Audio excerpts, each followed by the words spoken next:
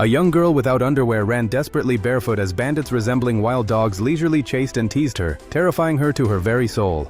Afraid of falling into the hands of these bandits, she ran toward the village while shouting for help. Her young brother heard the cries and quickly came out, angrily blocking his sister's path, but the arrogant bandits did not stop. After exiting the vehicle, the assailants continued to harass them. Terrified villagers arrived, recognized the bandits, and remained silent. The desperate brother and sister were punched while bandits laughed arrogantly. They prepared to take the sister away. In desperation, the boy pulled a knife and wounded the bandit leader. Enraged, the leader drew a handgun and immediately shot the boy dead.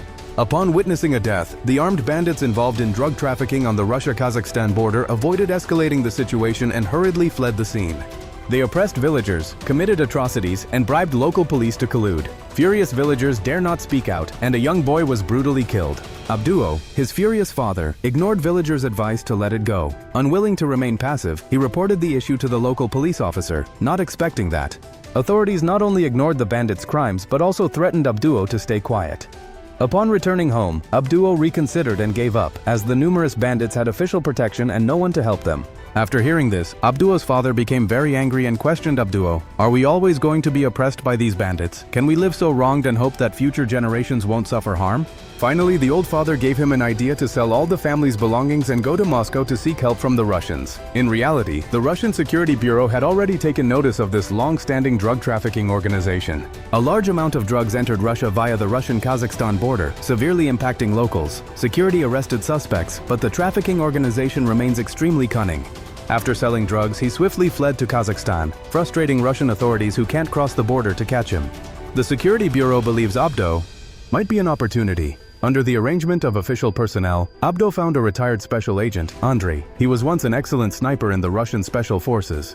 He had conducted multiple assassination missions deep in the Caucasus region, but during the last mission, their operation was betrayed by a traitor, and a teammate was captured by terrorists while covering the squad's retreat. This incident became an everlasting wound in Andrei's heart, preventing him from overcoming his teammate's death and choosing to retire from war. Upon learning Abdo sought revenge against the killers, Andrei refused. As he drove away, security personnel stopped him and showed a video of armed drug traffickers. They mutilated and indiscriminately killed innocent civilians while trafficking drugs into Russia. If not eradicated, the scourge will bring greater disaster to people on both sides. They can't deploy regular forces, so they employ private military to carry out the crackdown. Although weary of war, Andrei feels he cannot sit idly by upon learning of this situation. Soldiers always maintain a strong sense of justice. When Abdo saw Andrei agree to his request, his helpless eyes finally showed hope. Andrei found his comrades who had once risked their lives together. Though retired and enjoying comfortable lives, their soldierly duty and life and death bonds made them readily support Andrei's decision to join the operation.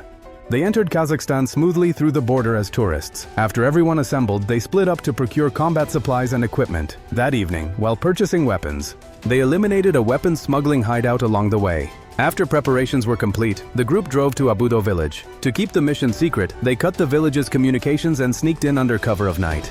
The next day, they disguised themselves as tourists to scout the terrain. This is how the local villagers view armed insurgents. They deeply fear drug trafficking armed groups, unable to believe that a few individuals could supplant established traffickers. To avoid trouble, they avoided involvement. However, upon hearing them, After hearing their conversation, Nian Ye quickly ran out of the village, fully ready to return immediately to the base to report the urgent information.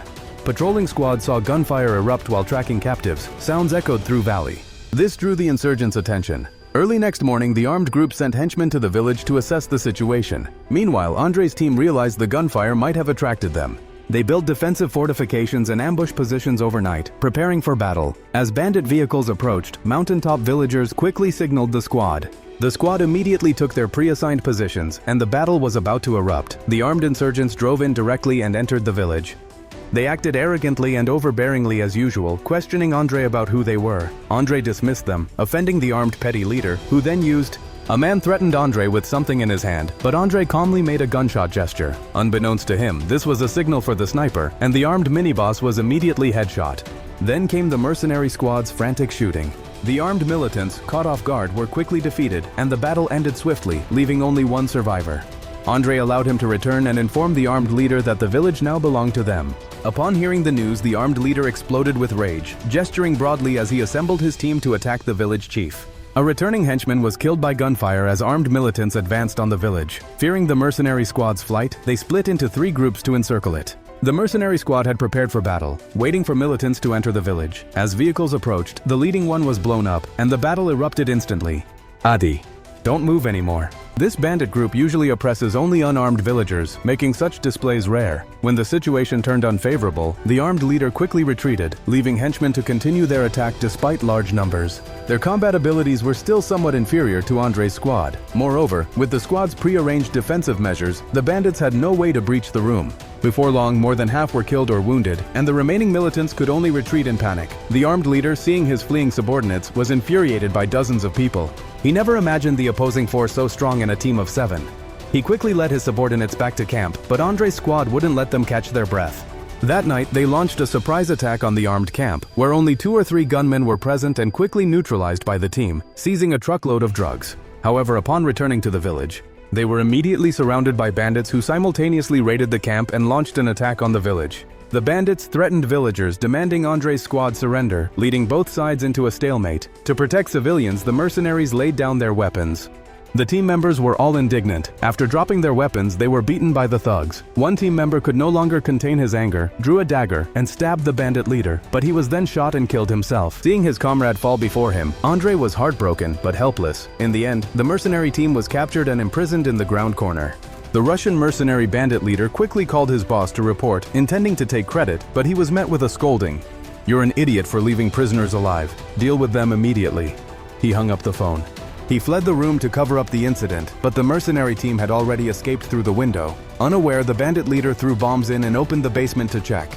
It was empty. The mercenary team that escaped the basement immediately launched a counterattack. All the bandits were eliminated, and Homu was also headshot by Andre. But unfortunately, the female team member was ambushed and killed while searching for bandits. Everyone was saddened by their fallen teammate. Of the 7-member squad, 2 were killed and 1 injured. Fortunately, they eliminated the long-oppressing bandits.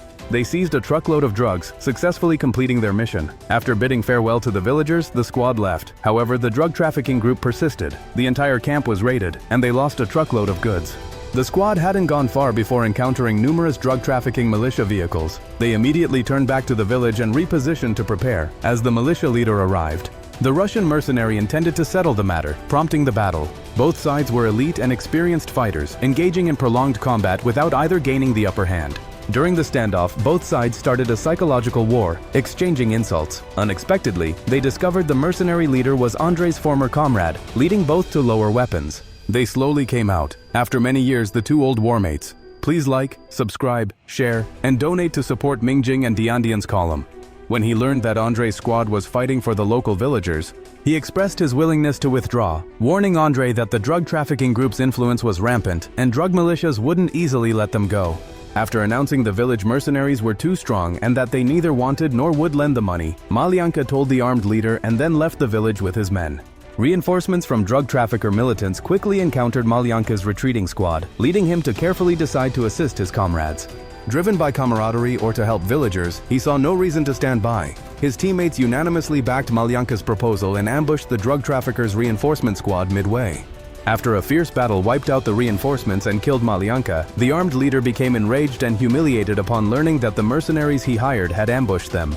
In rage, he led subordinates to attack the village, dispersing forces to assault from multiple directions instead of charging recklessly. Under siege by numerous bandits, the vice struggled to defend the mercenary squad. A teammate was fatally hit as militants advanced. Suddenly, a squad member flanked and fired at the attackers. Militants immediately lost formation, killed several enemies quickly, and bandits then struck this squad member. Thank you all. Looking at the surrounding enemies, he smiled and triggered the pre-prepared defenses. The squad's fearless fighting spirit intimidated the armed militants. Ignoring orders, they fled, but the leader immediately shot and killed a subordinate attempting escape. The remaining militants feared retreat. The armed leader saw direct confrontation was ineffective and ordered his subordinates to take villagers hostage. The villagers were used as human shields, leaving Andre's squad unable to fight. Seeing the overly arrogant armed leader, Andre swiftly drove the drug-loaded truck into the militants' stronghold. Worried the goods might be damaged, the armed boss forbids firing. The truck crashes and stops. As militants swarm and open doors, a remote bomb awaits. Andre activates it decisively.